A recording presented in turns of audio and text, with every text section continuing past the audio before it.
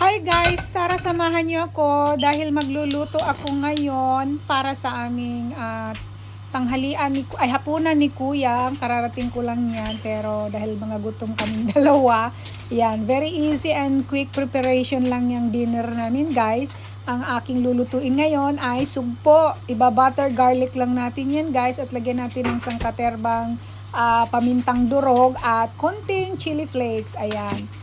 Hinanda na ni Inday yung kanyang butter dahil igigisa natin yan sa butter para malinamnam at mabango. O, yan, tinunaw na ni Inday para mabilis tayong makaluto. Ayan yung ating sugpo. O, naka-ready na. Dinifrost ko na yan at linis na yan.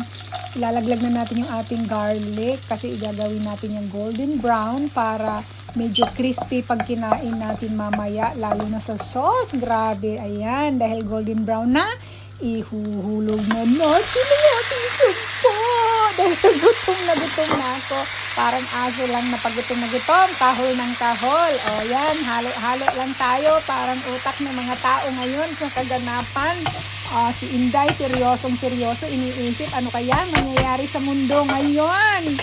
Basta ako magluluto lang dahil gutom na. Halos mamuno-muno yung kawali. Titimplahan na natin. Lagyan natin ng dinurog na paminta. O, diba? Uy, ngiti naman. Sunod natin yung ating vegetable broth powder. Uy, nakangiti.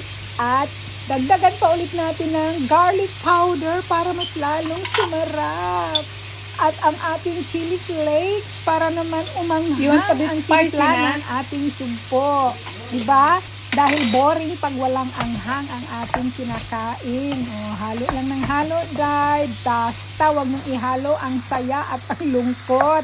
Kailangan positive lang lagi, dahil ha. Tulad ng sugpo, pag naluto, positive taste. Super linamnam. Takpan muna natin yan. At dahil ayan, orange na ang ating sugpo, ibig sabihin, malapit ng maluto. Meron pang medyo konting mga gray color. Kaya haluin muna natin para yan lahat ay maluto na. Ayan, ready na. Ilagay na natin yung ating spring onion dahil takam na at kumukulo na ang tiyan ni Inday. Si Kuya din ay gutom na. O, halo lang ulit. At dahil ready na, kainan na.